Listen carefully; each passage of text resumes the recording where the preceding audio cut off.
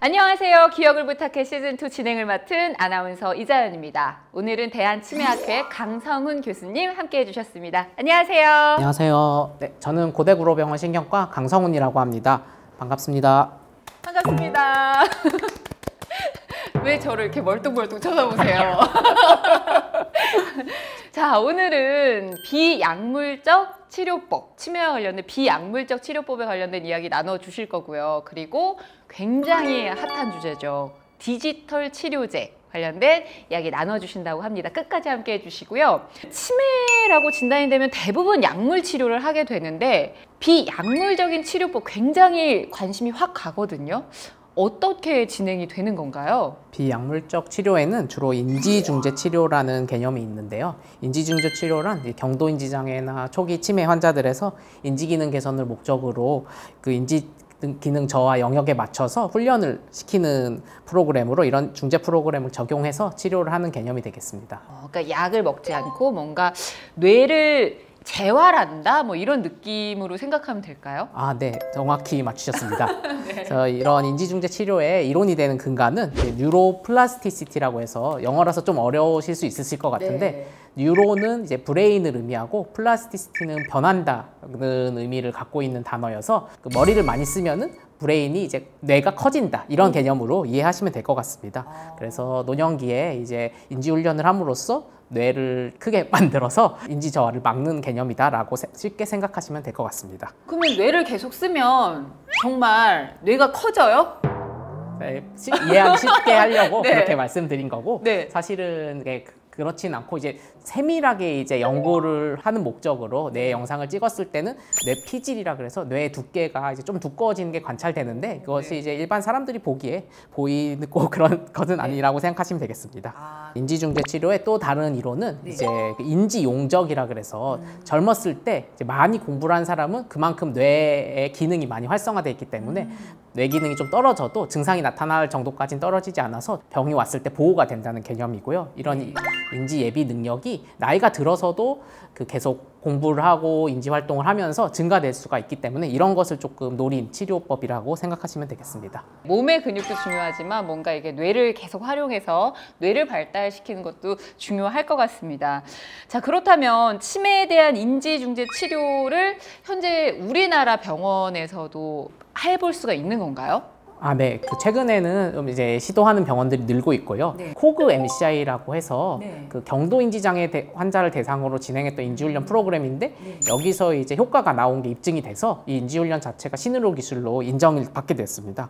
그래서 현재는 급여는 아니고 비급여로 원하시는 분들은 이제 처방을 좀 상급종합병원에서는 하고 있어서 실제로 진행이 되고 있습니다. 그렇다면 좀 구체적으로 어떻게 치료가 진행이 되는지 궁금한데요. 저기 이제 그림에서 보시듯이 제가형이 있고 그룹형이 있는데 제가형 같은 경우는 말 그대로 집에서 하는 프로그램이어서 어르신들이 이제 문제집을 사서 본인 수준에 맞는 문제를 이제 푸는 그런 개념이고요. 그룹형 같은 경우는 이제 뭐 교습학원 이런 데 다니신다 생각하면 편할 것 같습니다. 그래서 강사 선생님이랑 같이 이제 공부를 하는 프로그램이다. 그래서 여기 프로그램에는 진행하는 책자와 더불어서 필요한 뭐 소품이나 도구 같은 것들이 같이 구성되어 있다고 보시면 되겠습니다. 구체적으로 두뇌 훈련 어떤 방식으로 뭐 어떤 문제들을 풀면서 하는지 좀 궁금한데 혹시 직접 볼 수 있을까요? 어떤 내용들이 담겨져 있는지? 네. 그래서 그렇지 않아도 궁금해하실 것 같아서 제가 좀 책자를 준비해봤고요. 이런 책자를 통해서 이제 하시는 거예요? 네. 그래서 보통 이제 경도인지장애 환자들이 주로 치매로 가시는 분들은 기억력이 많이 떨어졌기 때문에 이런 기억력 훈련을 시킨다던가 또 뭐 이제 시공간 훈련이라서 뭐 그림 그리는 것도 있고 뭐 돈 계산하고 이런 것도 할 수 있고요. 이건 조금 제가 좀 쉬운 걸로 가져왔고 수준에 따라서 이제 어려운 문제도 있고 각 개인에 맞춰서 좀 맞춤형으로 치료를 받게 됩니다. 그러면 이런 과정을 통해서 효과는 얼만큼 또 어떻게 나타나는지도 궁금해요. 연구 결과에서도 인지기능 전체 점수와 혈액 수치도 중재치료 받은 거에서 오르는 것이 확인이 돼서 효과는 이제 있는 걸로 확인되었습니다. 훈련을 하고 나서 이 훈련을 중단했을 때도 그 효과가 이제 3개월 이상 지속되는 것도 확인이 되었습니다. 사실 치매 치료 약제가 아직 완전히 병을 멈출 정도로 이제 나와 있진 않은 상태이기 때문에 보조적으로 이런 치료도 충분히 효과가 있을 것으로 생각됩니다. 요즘에 트렌드가 뭔가 디지털을 활용한 이런 치료에 대해서도 굉장히 의학 쪽에서도 관심을 많이 갖고 있잖아요. 그 뉴스에서 ADHD, 뭐 불면증 이런 것도 뭐 디지털 치료제로, 그러니까 앱 같은 걸로 뭐 치료를 한다 이런 뉴스를 본 적이 있거든요.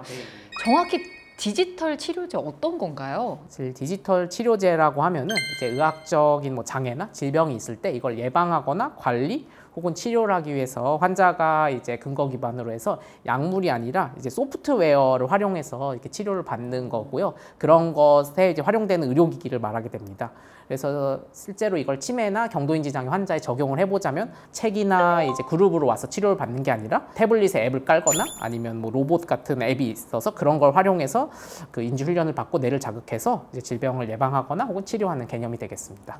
특히 이런 병이나 이런 질병들은 디지털 치료제로 좀 접근하면 좋다 이런 것들이 있을까요? 사실 최근까지는 좀 정신적 질환, 예를 들어서 조금 불안감이 심하거나 우울감이 심하거나 아니면 수면 장애가 심하거나 이런 경우는 대부분 이제 그 심리적인 거나 사고 패턴을 좀 교정하면 좋아질 수가 있기 때문에 이런 디지털 치료제를 통해서 그런 이제 사고를 조금 개선하고 하는 데 주로 많이 사용이 되고 또한 만성 질환들 자주 이제 병원에 내원하기 힘들기 때문에 뭐 고혈압이나 당뇨 이런 것도 이제 그런 최근 들어서는 이제 디지털 치료제를 통해서 이제 혈당도 관리하고 어떻게 치료하는지 약 먹는 거 알람을 해준다든지 이런 식으로 좀 그 활용이 되고 있다고 생각하시면 될 것 같습니다. 굉장히 스마트해졌네요.